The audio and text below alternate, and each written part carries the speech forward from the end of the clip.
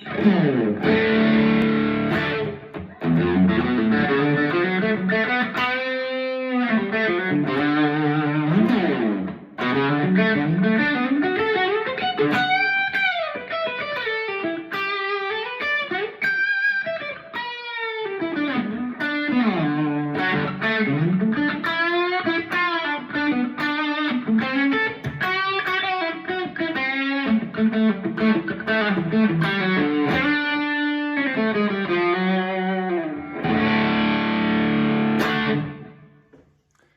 everybody, how's it going? I'm Jack Devine. Welcome back to another episode of Jacksnax. Today we're going to talk about rhythm guitar and how it connects to lead guitar. Okay, a lot of my students, they ask me, how did I learn how to play lead guitar? And I'm here to tell you folks, rhythm guitar is the secret to everything I do. It's how I learned the neck. You play chord shapes, and then you learn how to arpeggiate. That means play each of those notes individually without strumming across them. And all of a sudden, you get basically the outline of what you're allowed to play. Well, not allowed to, but guaranteed to sound great, because these are chord tones, right? So we're talking about triads, chord tones, the occasional scale tone, a chromatic approach tone, something like that. But rhythm and the rhythm guitar shapes together combined equals great leads, but you have to break them apart into single notes. So let's look at some of these shapes and I'll walk you through some of the ideas I did there. I can't remember everything, I was just winging it. But let's look. It was basically just going from D to G to A. Okay, so D, this kind of C chord shape that we came up here, and then we're using the index finger to bar the G and E strings. To again, another D chord, just putting the third in the bass, that F sharp. Again, another D chord, and finally a D7 shape, which basically is a huge sonic indicator that we're going to go to the 4 chord, in this case G. And I played over G for a little bit, then went back to D, and then I went up to the 5 chord, A. Okay, and then back to D. So the A chord has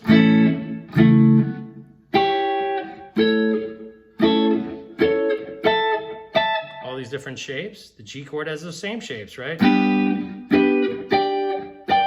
Right? So I'm running out of stuff. Anyway, so the ideas over the D chord, we're playing D chord ideas.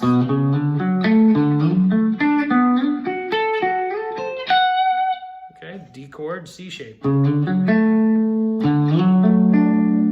That's F sharp, A, and D. Or then we come down on the 6 and slide up.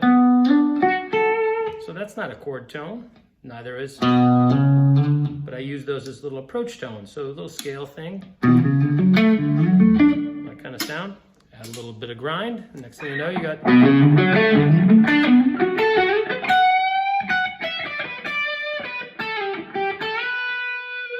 okay, so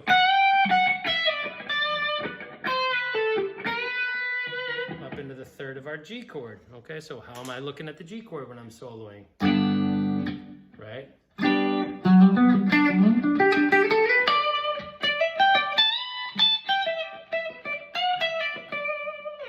So G.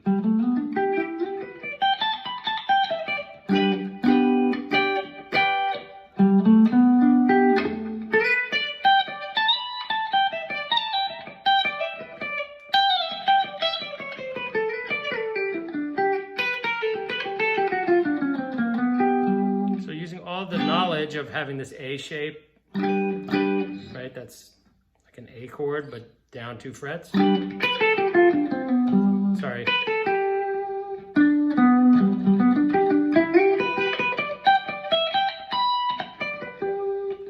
That's very simple to see. Okay, so chord shapes, folks. A.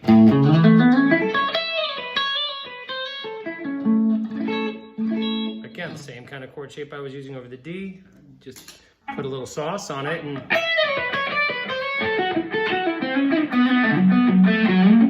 all right.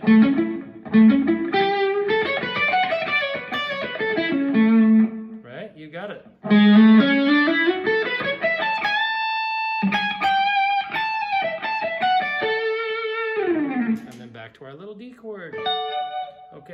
Now, yeah, it took a lot of years sitting down in a chair to get there, okay? But that's how it's done, in my experience anyway, is sitting down and playing and playing and playing and playing and playing, and maybe even just isolating just that one little second between playing the D chord to the G chord and breaking it apart. I'll use a looper and set it on half speed, just playing over and over and over again. 2, 3, 4, 2, 3, 4. Practicing just that one little section, okay? So maybe you come up with a simple line.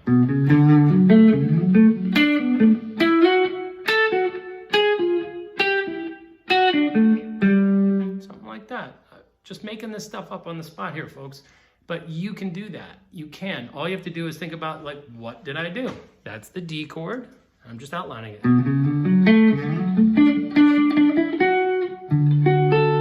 Right, then that's just a little turnaround, right? Like a blues. Just arpeggiating it, though.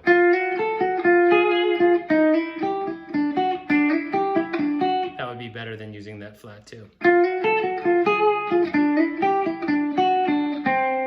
And that leads to playing over the G chord. And then we could break that down deeper and deeper and deeper, okay? And then we keep thinking about, oh, well, maybe I know an idea out of E minor, which is related to that G major chord.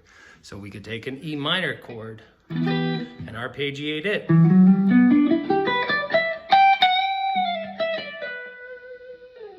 Okay, well, funny enough, if we take that E minor sound, right?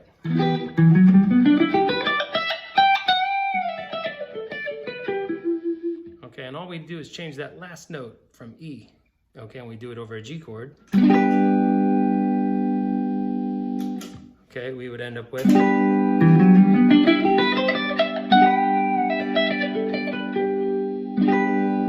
super happy G major sound, okay? We could do that same idea over top of A. So what did I do? Up an A major chord shape, jump to the A note, and then trill back. And now I'm in another A shape.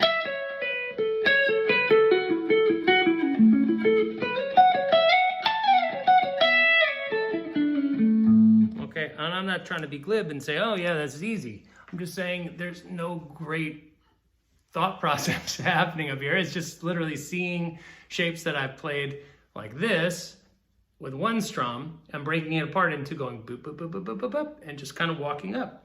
So the way I start most of my students is by telling them, try playing a song that you know, but don't play the same voicing shape over and over and over again. Don't sit there and go. You're not learning anything new there. Try going.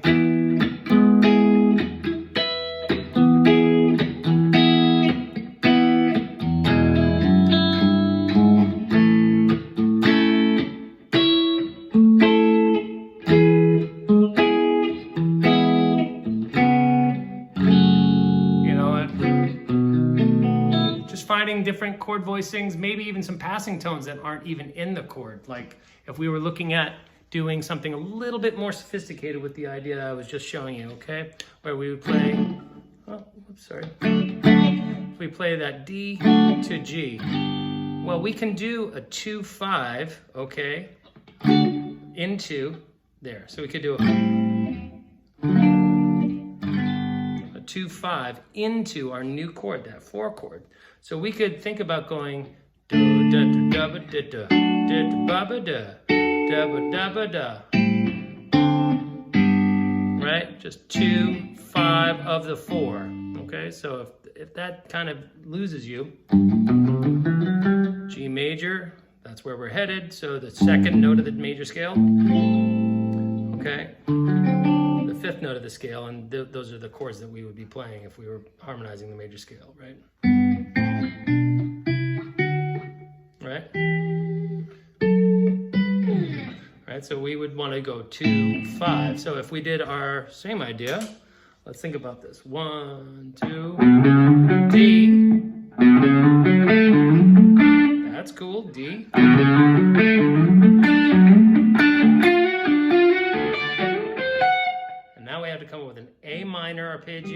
a D7 arpeggio to get to the G.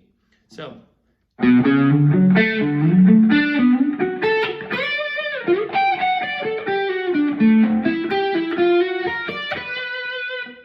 Okay, so A minor,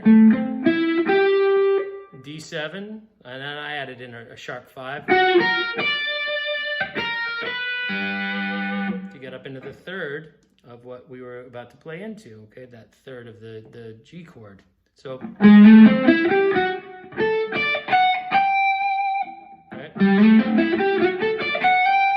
That's a really sweet 2/5.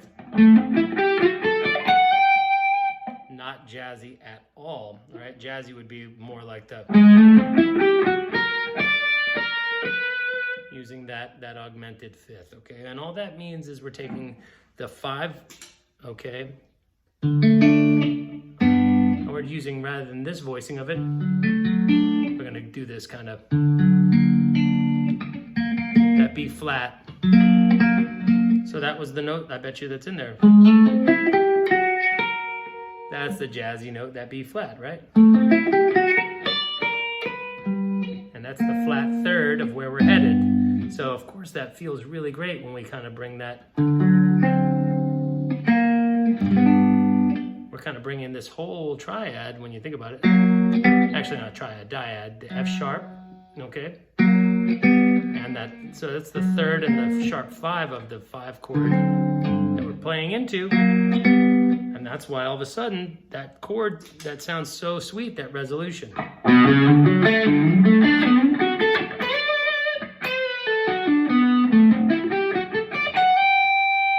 And now we're in G.